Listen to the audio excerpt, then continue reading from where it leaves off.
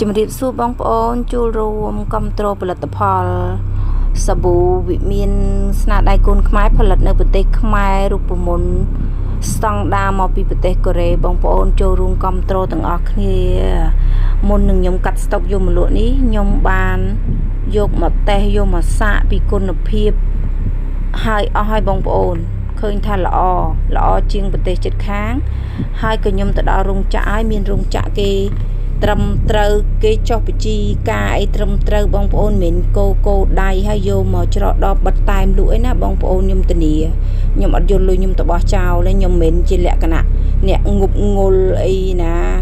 ចំណាយលុយទៅយកទៅបោះចោលទេពេលដែលខ្ញុំក្រពេលដែលខ្ញុំអត់មានណាជួយខ្ញុំឯងក្រៅពីខ្ញុំខ្លួនឯងប៉ុន្តែខ្ញុំហ៊ាននិយាយថាល្អឯសារខ្ញុំយកមកប្រើហើយគឺជ្រះល្អណាស់បោកសម្លៀកបំពាក់គឺជ្រះល្អ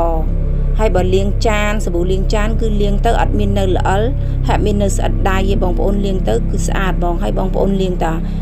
3 4 5ថ្ងៃទៅមួយអាទិត្យស្បែកដៃបងប្អូនធ្លាប់តែរឹងក្រិនគឺទៅជាតុនហ្មងបងប្អូនហើយទី2ទៀតគឺទី3ទៀតគឺទឹកក្អូបបងប្អូនទឹកក្អូបជាប់បានយូរនិយាយទៅកុំឲ្យថាខ្ញុំនឹងចេះតែនិយាយចេះតែប្រម៉ូទតែតើល្អទៅខ្ញុំហ៊ានចំណាយដើមទុនយកមកលក់ខ្ញុំចង់ឲ្យបងប្អូនសាកបងប្អូនទិញនៅកន្លែងណាក៏បានដែរទិញនៅស្រុកណាភូមិណាខេត្តណាឃុំណាក៏ដោយបងប្អូនទិញពីកញ្ចប់តូចដល់ផ្ទុយបងប្អូនយកមកសាកលបងសិនយកមកសាកប្រើសាកលមើលពីគុណភាពសិនអញ្ចឹងនៅពេលដែលបងប្អូនពេញចិត្តក្លិនពេញចិត្តនឹងសាប៊ូទឹកសាប៊ូម្សៅឲ្យបងប្អូនជ្រើសរើសតាមការចូលចិត្តបងប្អូនចង់បានអាធំអាតូចអាកដាលអីគឺមានគ្រប់ខ្នាតគ្រប់ទម្រង់ទាំងអស់បងប្អូនសាប៊ូវាមានបងប្អូនជួយគ្រប់គ្រងផលិតផលរបស់កូនខ្មែរទាំងអស់គ្នាបងប្អូនខ្ញុំអត់ចូលចិត្តយករបស់កូនខ្មែរទៅប្រៀបធៀបនឹងជាមួយ